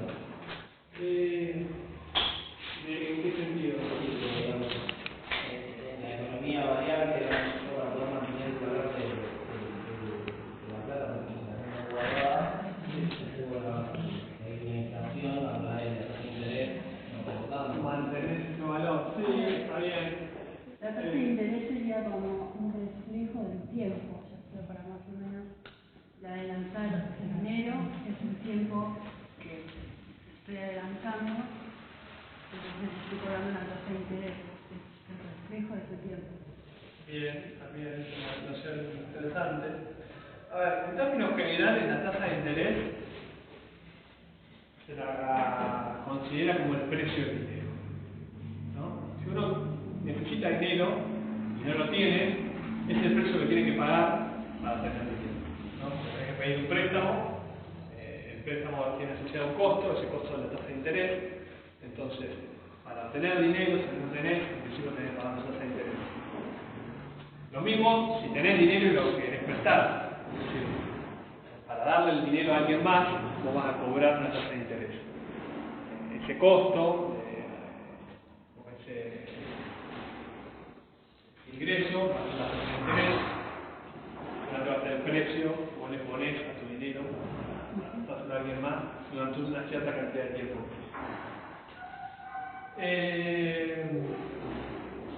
¿Por qué la tasa de interés va a ser relevante o es importante? Sobre todo pensando en la economía real y el impacto que tiene la tasa de interés en la actividad económica. En principio, porque es un costo de producción muy importante para cualquier proyecto de inversión. ¿Sí? Para una empresa que tenga un proyecto de inversión y no tenga fondos propios para ejecutarlo, que tenga que tomar un préstamo, la tasa de interés va a ser una parte muy importante del costo de producción, del costo de ese proyecto de inversión. Si la tasa de interés es muy alta y los beneficios esperados del proyecto de inversión no logran compensarse ese costo de la tasa de interés, el proyecto de inversión no va a ser rentable y que por lo tanto no se va a efectivizar. Entonces, una variable muy importante, digo, para que la inversión se genere, para que el nivel de inversión aumente. Si la tasa de interés es muy alta, va a haber un montón de proyectos de inversión en la economía, asociados a distintas empresas que no se van a producir, no se van a generar. Por otro lado, también es el costo de oportunidad para los que sí tienen capital y quieren también un proyecto de inversión. Aquellas empresas que tengan capital propio y estén o tengan que tomar la decisión si avanzar o no en un proyecto de inversión, la tasa de interés también va a ser una referencia. ¿Por qué? Porque la alternativa que tiene el empresario es básicamente la de invertir su dinero en un proyecto productivo, puede ser ampliar la capacidad productiva, abrir una nueva línea de producción, mejorar sus procesos, innovar y producir un nuevo producto. Esa va a ser la decisión que va a tomar en relación a la economía real, y la alternativa va a ser el mercado financiero. La alternativa va a ser poner esos mismos recursos en realidad a trabajar en el banco. Es una alternativa bastante más cómoda, ¿no? Porque básicamente no hay que hacer nada, hay que dejar la plata ahí, y la plata no trabaja sola, ¿no? Entonces, si la tasa de interés es muy alta, y es más alta que el beneficio esperado de invertir, es lógico que la empresa no desarrolle el proyecto de inversión y ponga la plata en el paso. Obviamente eso tiene implicancias en el sector productivo, porque no se invierte, porque se aumenta la capacidad, porque se aumenta el empleo, ¿no? Entonces, la tasa de interés va a tener ese doble impacto en la inversión. Va a impactar en los costos y va a impactar también en el costo de oportunidad, en las decisiones que tengan los empresarios en producir o aumentar su nivel de producción y obviamente contratar trabajadores. Entonces va a ser una variable importante, o va a jugar un rol importante en la actividad económica, y sobre todo va a jugar un rol muy importante en los periodos de crisis. La recomendación de política en contexto de crisis, en contexto de recesión, es básicamente bajar la tasa de interés para generar incentivos a que aumente la inversión. Aumenta la inversión, aumenta el empleo, aumenta la producción, aumenta las ventas y aumenta la demanda que hay. Pero creo que ahora en la actualidad la tasa de interés no está muy alta. Sí y no. Depende. La tasa nominal está muy alta. Es la tasa básica, ¿no? La tasa que administra el Banco Central y a través de la cual se estructura toda la tasa de interés, está cerca de un 75%. Ahora, ¿cuál es el nivel de inflación de la economía? Estamos hablando de 70, 80, uno dice 100, ¿no? Entonces la tasa real sigue siendo negativa. Es decir, te conviene comprar, no sé, un kilo de tornillo y mantener un año que poner la plata en el banco, porque digo, los tornillos se van a valorizar más que la plata en el banco. Entonces, ahí hay que hacer una distinción entre la tasa nominal y la tasa real. La que cuenta, la que termina definiendo cómo afecta o no la economía real, es la tasa de interés real, ¿no? La tasa de interés real, la que está asociada al nivel de inflación. Porque vos podés realizar una inversión productiva hoy a un cierto nivel de precios de la economía, pero mañana probablemente los productos que vos generes van a valer más y también van a tener más ingresos. Entonces, por eso es relevante la tasa de interés real.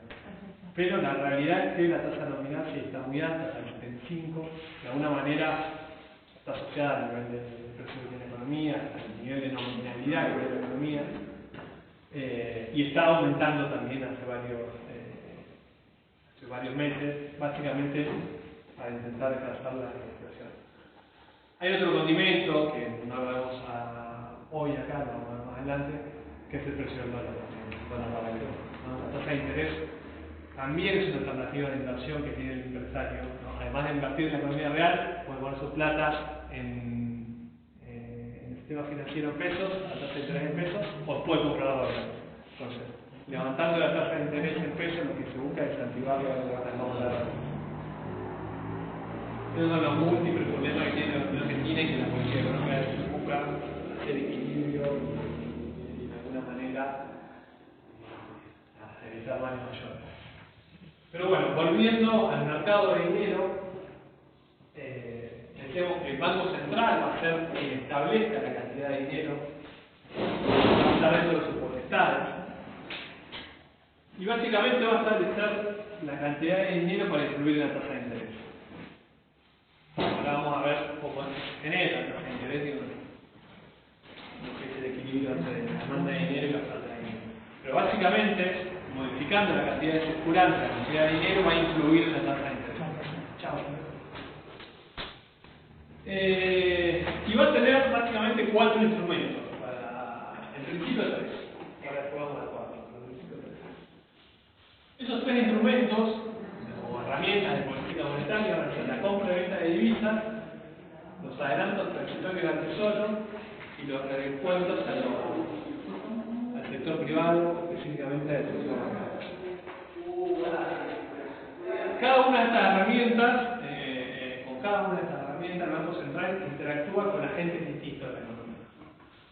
La compra-venta de divisas va a interactuar con el sector externo, en los adelantos transitorios al tesoro va a interactuar con el sector público y en los redescuentos va a interactuar con el sector privado, específicamente con el sector bancario.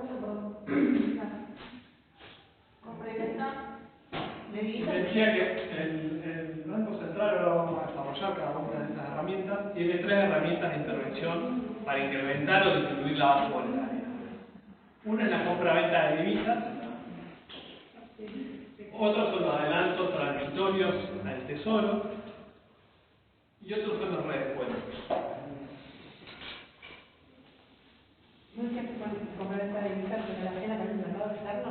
Con el sector externo de la economía, que los adelantos transitorios al tesoro interactúan con el sector público, que los redescuentos interactúan con el sector privado, específicamente con el sector bancario.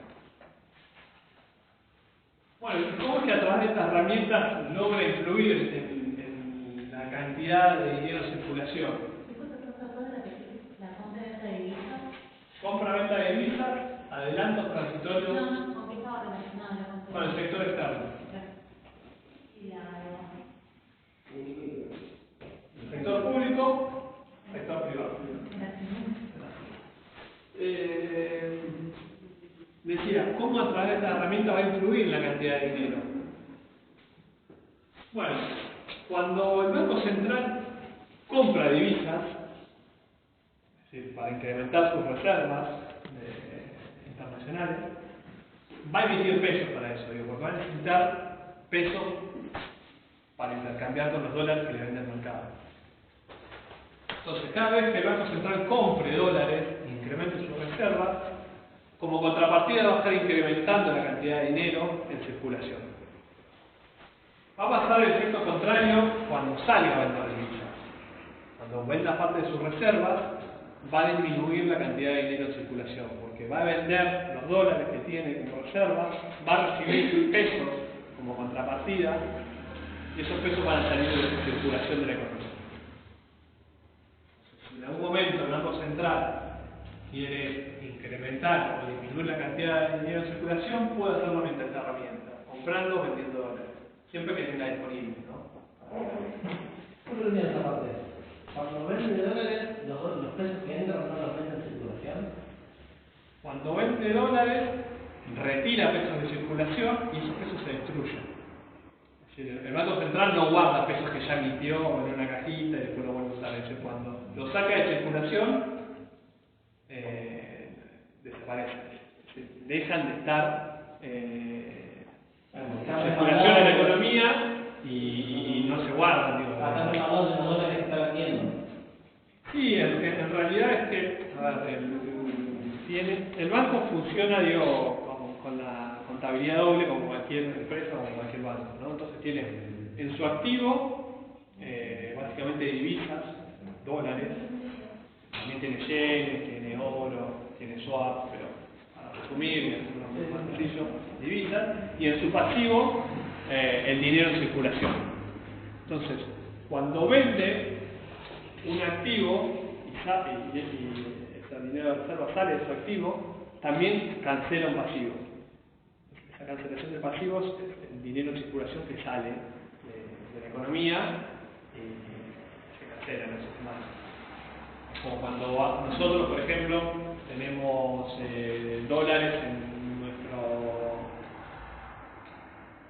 una cajita o en una caja de ahorro y tenemos un préstamo en dólares, una deuda en dólares y la cancelamos, es decir, baja nuestro activo en dólares y desaparece nuestra deuda. De forma similar funciona el Banco Central. ¿Cuándo vende? Que hay un ejemplo sencillo y como cotidiano.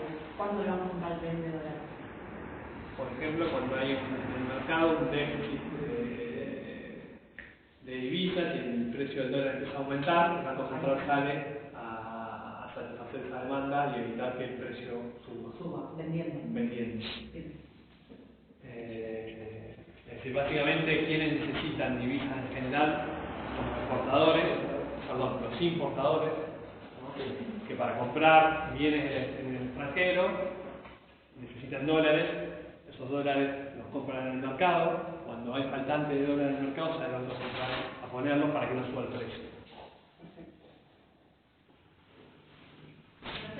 Una consulta, ¿y cómo es con el tema del dólar blue? Muchas veces sube el dólar blue y se introduce mucho. Bueno, acá estamos viendo igual el mercado de dinero, eso lo vamos a ver la clase que viene, el mercado de cambio, pero básicamente el Banco Central interviene en el mercado oficial, ¿no? Que vale 140, 145. Es el precio más relevante, si quiere, del dólar, porque es el importa. Ahora, después existe un dólar paralelo, en el que comercializan básicamente los sectores o aquellos que no tienen acceso al dólar, que tienen otro precio. Este sube y baja de acuerdo a los caprichos del mercado, parte de la demanda informal. Pero ahí el Banco Central no interviene, no tiene capacidad de intervención. Muchas veces ese dólar blue es ilegal, se ve en Florida que es ilegal, está en contra de la ley federal cambiaria, y después hay otros dólares, como son los dólares financieros, el MEP, el contado de liquidación, que se hacen con regulaciones con bonos, ese no es ilegal, pero no deja de ser un dólar paralelo. Una pregunta que entendí de lógica. O sea, si el Banco Central, eso para nosotros dijo, si el Banco Central emite pesos, pues para que haya más circulación y que después el Banco Central siga teniendo y pueda tener más capital para comprar divisas. Creo que está dando acá. No, en principio, desde el punto de vista del mercado de dinero, el Banco Central va a querer establecer una tasa de interés de referencia, de acuerdo a su política, a sus objetivos de política. Puede estar más bajo, más alto, si quiere perseguir el objetivo de aumentar la actividad económica o si quiere en realidad combatir la inflación, ¿no? Va a establecer un cierto nivel de tasa de interés. Para mantener un cierto nivel de tasa de interés va a tener que emitir una cierta cantidad de circulación de base monetaria, va a tener que haber una cierta cantidad de dinero en circulación. Pesos. Sí. Eso lo puede hacer con estas herramientas, digo, comprando dólares, ahora vamos a ver las otras. Ahora, después el Banco Central puede perseguir otros objetivos que no sean la tasa de interés, sino, por ejemplo, obtener reservas o incrementar las reservas internacionales. Y la contrapartida de eso va a ser básicamente emitir pesos. Que, por ejemplo, hoy la política que tiene el Banco Central. Hoy quiere incrementar las reservas internacionales, sale a comprar dólares, emite pesos. Esa cantidad de pesos en realidad le parecen excesivos para lo que necesita la economía argentina y la tasa de interés que necesita la economía. Entonces sale también a retirar pesos con otros instrumentos que es parecido a los redescuentos. Entonces tiene como objetivo múltiple. En principio, sumar reservas, por otro lado, un cierto nivel de tasa de interés, entonces con una herramienta. Exacto. Evitar la compra de dólares, eso también es parte de lo mismo de querer aumentar las dólares. Sí, la regulación del mercado cambiario en parte la genera el Banco Central y en parte también el Ministerio de Economía y en parte la FIP. En parte también el Ministerio de Producción, con los cupos de importación. Ahí dan como entre los 4 o 5 organismos regulando el mercado dólar para que no se, el oficial sobre todo, no se dispare. El informal no hay manera de manejarlo, pero sí el oficial. Eso lo vamos a ver en las clases que vienen, en la unidad 4, sobre todo los efectos que tiene la evaluación en la economía argentina.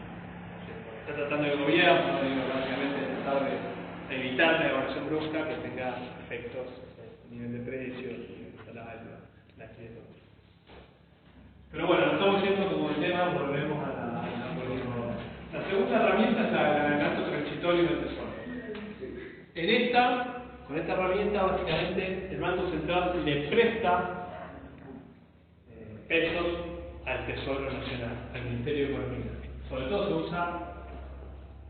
se usa tanto para establecer el nivel de circulante de la economía, sino que se usa para otro objetivo que es financiar el gasto público, es decir, financiar el déficit fiscal. Entonces, cuando el Banco Central le genera un adelanto transitorio al Tesoro, que es un préstamo en el fondo, lo que está haciendo es aumentando la cantidad de dinero. Se tiene que emitir para darle esos pesos al Banco Central. No pasa mucho, pero puede pasar. En otras épocas ha pasado. Cuando el Tesoro cancela esos adelantos transitorios, el efecto es inverso. Quiere decir, cuando cancela el préstamo, el Tesoro devuelve los pesos al Banco Central, esos pesos salen de circulación de la economía y disminuye la base monetaria. La tercera política es la de descuentos. Los redescuentos son préstamos también, pero al sector bancario. Si el Banco Central quiere aumentar la cantidad de dinero, puede colocarle préstamos a los bancos que se van a dar vuelta y van a prestar al sector privado. Pero de esa manera también aumenta el circulante de dinero, aumenta la emisión monetaria, aumenta la cantidad de dinero. Cuando los bancos cancelen esos redescuentos, el efecto es inverso. Si el dinero sale de circulación, cae el nivel de la base monetaria, cae la cantidad de dinero en circulación. ¿Cuando los bancos devuelven, profe? ¿Cómo? Cuando los bancos devuelven. Cuando los bancos devuelven, sale de circulación de la economía el dinero, cae la cantidad de dinero en circulación y baja el nivel de la base monetaria. El Tesoro devuelve los adelantos transitorios, entonces redescuentos son de los bancos privados. El corralito con el desviación. Correcto, sería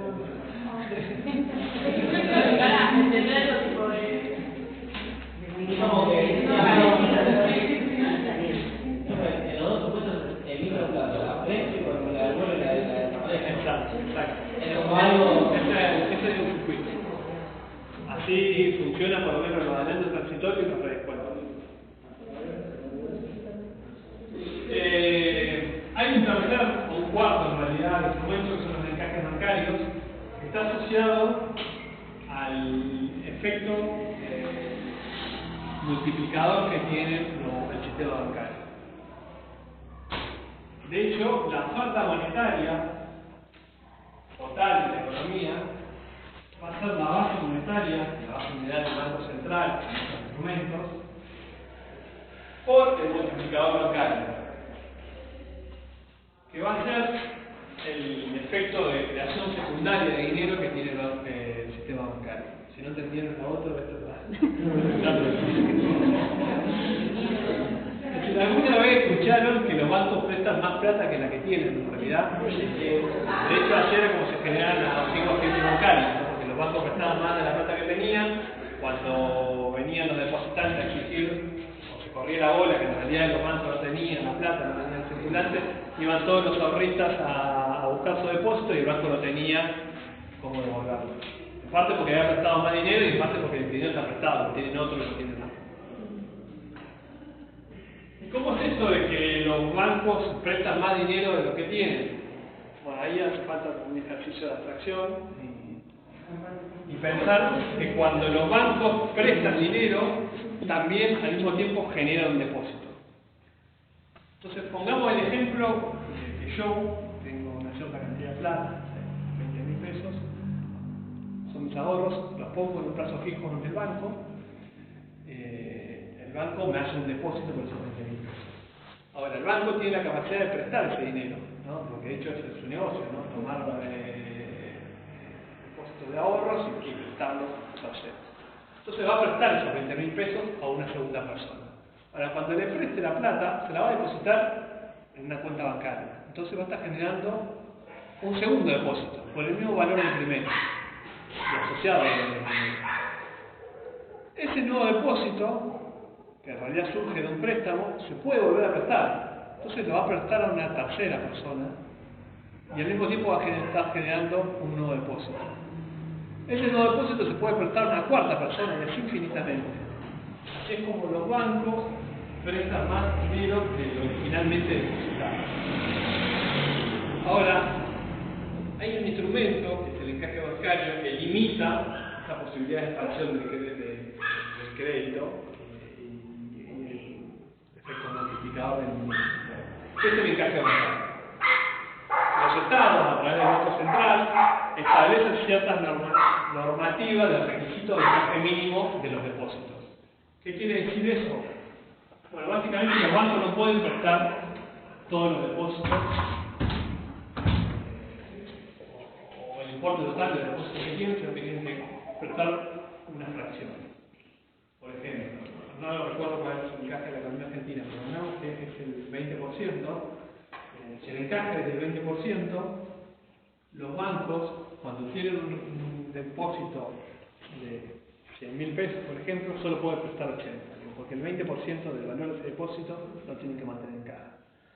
Entonces disminuye las posibilidades de expansión de crédito, porque supongamos que generan un depósito de 100, esos 100.000 pesos el banco lo quiere prestar, pero solo puede prestar 80.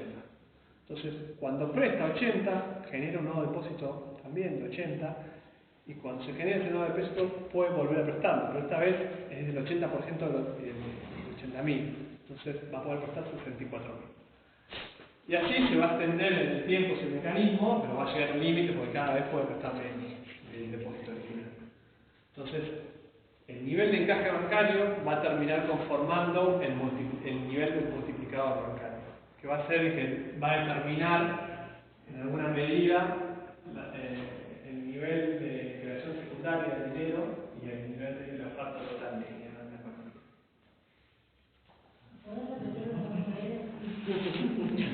El primer nivel de creación de dinero lo establece el Banco Central, emitiendo billetes y monedas, con estos tres instrumentos, y después hay un mecanismo de creación secundaria del dinero en el que interviene el sistema bancario, en el que intervienen los bancos. Intervienen mediante este mecanismo que hacía mención, es decir, a través del crédito. Generando crédito, generan nuevos depósitos y generan otra nueva capacidad prestable. Y ahora, con la tasa de ganancia de ¿no puede redibujar ese encaje bancario? ¿Seguir prestando? A ver, la tasa de ganancia lo que va a hacer es generar el interés. Sí, interés. Los bancos son de alguna manera intermediarios, ¿no? Reciben depósitos, a una tasa de interés, prestan a una tasa de interés más alta y se quedan con la diferencia. Ahí básicamente la fuente de su ganancia, además de otros servicios de préstamo, bancos, transacciones, puerto de cheque y tal. Pero el negocio, el core del negocio es el diferencial de tasa. Ahora bien, la tasa de interés o el diferencial de tasa va a generar una tasa de ganancia. La tasa de ganancia puede ser distribuida entre los accionistas o capitalizada. Si es capitalizada, digo, son fondos que el banco puede usar para prestar. Pero bueno, va a ser una parte, ¿no, del negocio prestar sus propios recursos. La realidad es que el negocio de cualquier banco es prestar la Es plata. muy raro que el banco preste su propio recurso. O sea, el negocio del banco es ese. Básicamente es prestar plata de otro. Prestar plata de otro y lo que va ganando es... Además hay muchas regulaciones, después Basilea 1, Basilea 2, Basilea 3, tienen ciertas restricciones y exigencias de capital que tienen que cumplir. Pero bueno, ese es el negocio del banco, básicamente es la moneda. Ahora bien, entonces, así, con estas herramientas, mediante estos métodos, el Banco Central establece la cantidad de dinero, ¿no? Con un objetivo que es el de perseguir una cierta tasa de interés de acuerdo al objetivo de dinero. Ahora, nos falta una parte que es la demanda de dinero.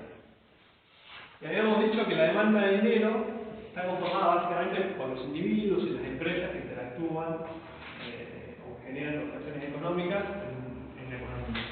Necesitan dinero sobre todo para realizar transacciones económicas. Nosotros necesitamos dinero para comprar un kilo de tomate, carne, en las empresas para invertir. Básicamente necesitamos dinero para realizar transacciones. Hay un segundo motivo que Keynes menciona, que es el motivo de precaución. Básicamente tenemos dinero por las dudas, una cierta cantidad de dinero por las dudas, para enfrentar cualquier imprevisto, para ir al médico, para comprar algo que está en oportunidad para hacer frente a una rotura de algo en casa. Tenemos cierto dinero en efectivo por un motivo que y la tercera causa por la que las personas guardan dinero es por el motivo de especulación. ¿Cuál? El motivo de especulación. Y eso está asociado también al mercado de capitales y las fluctuaciones de los precios de los activos. En general, la riqueza que uno tiene la puede mantener básicamente en dos instrumentos: el dinero en efectivo o en instrumentos financieros que generan interés, ¿no? La lógica te diría que vos, si vos tenés ahorro, deberías tenerlo todo en instrumentos que generan interés, ¿no? Porque los 3 pesos o unos dólares guardados en una cajita durante mucho tiempo, es decir, tenés una alternativa mejor y no lo vas a usar, que ponerlo en instrumentos financieros, como puede ser un plazo fijo, un bono, una inversión, lo que sea, que genere interés. Entonces vas a tener más dinero más adelante. Ahora, ahí hay un pequeño disclaimer, no con el plazo fijo porque tiene una ganancia cierta, pero sí, por ejemplo, con los bonos. La tasa de interés de los bonos está asociada al precio de los bonos, es una relación inversa. Entonces, si el precio del bono es bajo, la tasa de interés es alta, y si la tasa de interés es baja, el precio del bono es alto. Entonces, puede suceder, supongamos que hay un bono que tiene un 5% de interés, ¿no? ¿Qué es un bono? Básicamente es una obligación de pago a futuro. Vos podés comprar un bono por $100 que mañana te va a pagar 105. ¿Cuál es la tasa de interés de ese bono? 5%. ¿No? Ahora, el precio del bono va a estar asociado a muchas cosas, pero sobre todo a cuestiones de insolvencia, cómo funciona el mercado, el mecanismo social, la probabilidad de no pago. Entonces, ponele que mañana ese bono pasa de 100 a 90 como precio de mercado. La obligación sigue siendo la misma, la obligación de ese bono. Se tiene que pagar el día de mañana 105. Ahora, lo que pasó es que el precio del bono bajó. ¿Y qué pasó con la tasa de interés? Subió, ¿no? Porque a ver, 105 sobre 90 es 16% de interés. No es que la tasa sube, sino que el precio del bono cambia y eso resulta en un cambio de tasa de interés. Eso es lo que pasa, digo, en el mercado con la tasa de interés de los bonos. Entonces, habíamos dicho recién que las personas toman decisiones entre mantener dinero en efectivo o dinero en instrumentos financieros. Que el precio de los instrumentos financieros puede fluctuar, que a eso genera una fluctuación también en la tasa de interés. Entonces, si hoy hay un bono que vale 5%, podría ser muy racional comprar bonos en vez de tener pesos o dólares en la mano. Ahora, si yo estoy pensando que esos bonos van a caer de precio, ¿me conviene estar en efectivo o en bonos? en efectivo. En efectivo, a esperar que baje. Porque si compro ahora, va a bajar y voy a perder capital. Y además, si me mantengo en efectivo, si baja voy a poder comprar más barato. Y el día de mañana tener una tasa de interés de 16%, ¿no? Porque voy a recibir 105. Entonces el mundo, en el mercado financiero, en realidad, se debate entre estas dos posturas. Entre los que compran y los que venden. Entre los que piensan que los precios de los activos van a bajar y los que piensan que los precios de los activos van a subir. Y esa posición hace que las personas tomen decisiones de inversión en instrumentos financieros o se mantengan en efectivo. Entonces hay decisiones de mantenerse en efectivo que están asociadas al motivo de especulación. Están asociadas a esta visión, a la visión que yo tenga de cuánto va a ser el precio de los activos el día de mañana. Hablo de yo, pero en realidad hablo de los grandes, inversores, ¿no? De los grandes capitalistas, de los fondos de inversión, de las grandes empresas, de los grandes bancos. Nosotros no movemos la Nosotros vamos a tener un plazo fijo que hoy da el 60%.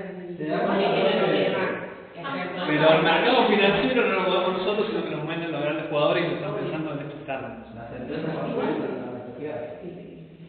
Igual ambas posturas se manejan en relación a si van a ganar o no en el mercado. O sea, no es que el que se queda con el efectivo es porque dice no, a mí no me interesa estos movimientos, prefiero la plata acá, sino que se la queda para mañana hacer lo mismo que... Hay personas que, digo, muchos, buena parte, de los que no son inversores calificados, tienen dólares y lo guardan en la cajita, ¿no? Y lo dejan así durante años hasta que deciden usarlo. Los inversores calificados, los grandes inversores, que después se guardan que van a mantener el dinero en efectivo básicamente porque están esperando que el mercado baje y comprar más barato. Si no, van a comprar activos financieros porque va a generar interés. ¿Entiendes?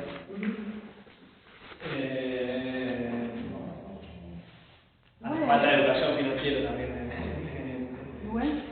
en la población. Todo esto no es tan claro como lo Tan claro.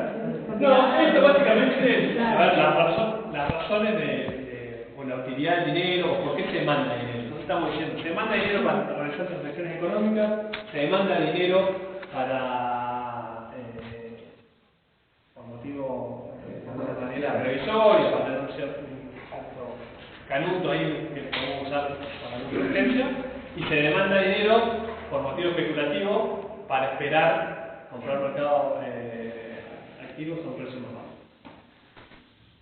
Ahora bien, la demanda de dinero va a incluir todas esas transacciones y van a participar todas las agencias de la economía y van a determinar una cierta demanda de dinero que se va a cruzar con la oferta de dinero y va a generar un punto de equilibrio que va a ser la tasa de interés.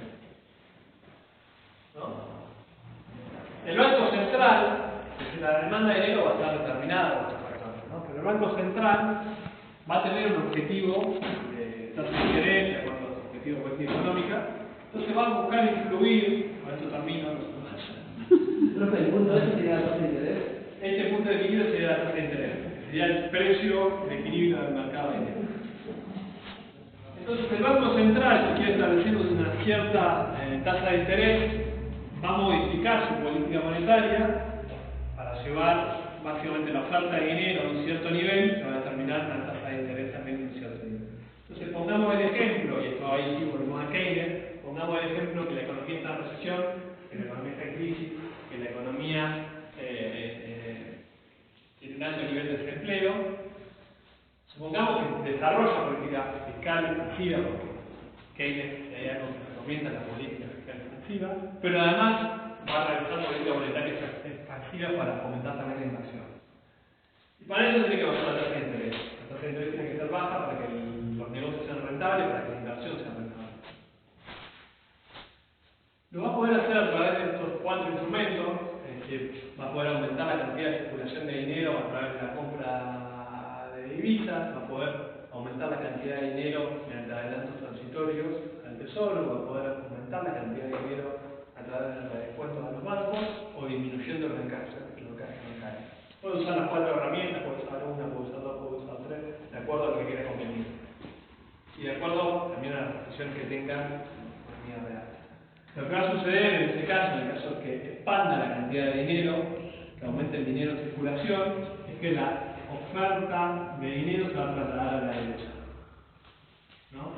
Esta es la cantidad de dinero, esta es la tasa de interés. Cuando movemos la curva a la derecha, lo que estamos haciendo básicamente es aumentando la cantidad de dinero en circulación y eso va a establecer un nuevo punto de equilibrio. Ese nuevo punto de equilibrio va a ser una nueva tasa de interés más baja. Entonces, mediante la política fiscal expansiva, el Banco Central puede bajar la tasa de interés y de esa manera crear incentivos para el fomento de la inversión. Es una segunda herramienta que tiene el Banco Central para influir en la actividad económica a través de la política monetaria. Podría tomar la decisión contraria, ¿no? De hecho se tomó en el gobierno anterior. No poner el foco en la actividad económica, sino poner el foco en el nivel de precios.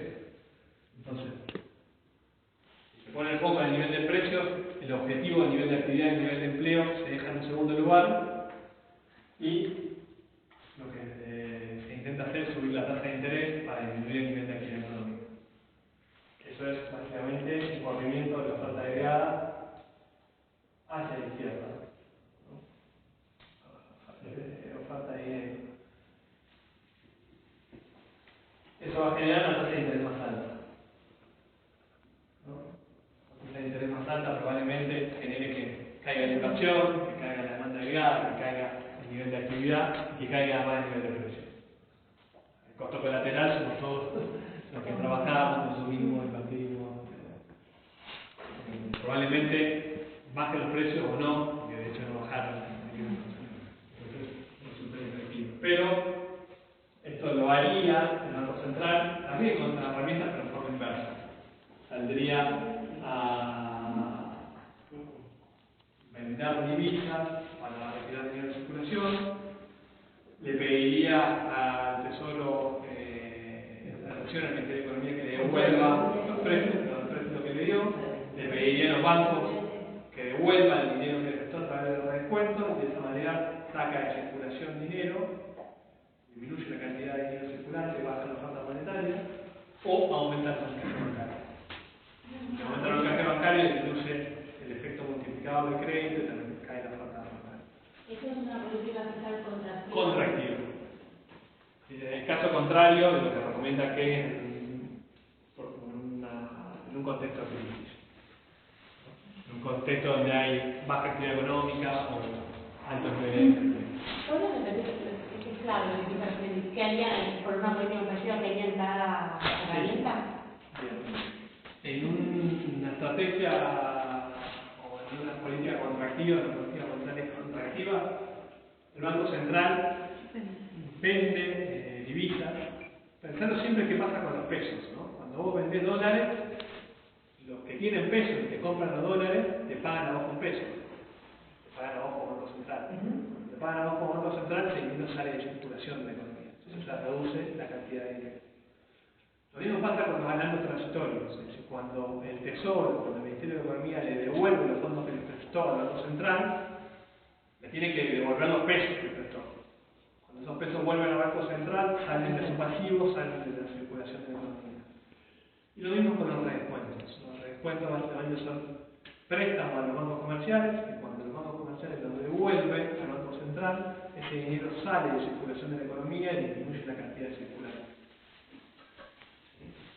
En el caso de los encajes bancarios, si el Banco Central aumenta los encajes bancarios, la capacidad que tienen los bancos de multiplicar el crédito va a ser menor, porque van a tener que destinar una mayor cantidad de los depósitos al encaje y van a poder prestar menos.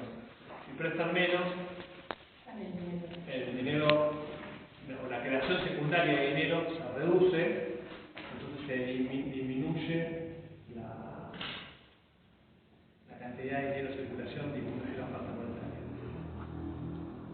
¿Sí? Gracias. ¿Una pregunta más? Ahí la diferencia de la tasa, se incrementa la tasa, entonces el banco te va a cobrar más tasa de interés por un préstamo y ahí se incrementa la ganancia del banco. Puede que no, porque en realidad la ganancia del banco va a estar asociada al diferencial de tasa entre que el banco paga la renta y... Pero es como una política netamente financiera, o sea, beneficiar el sector financiero.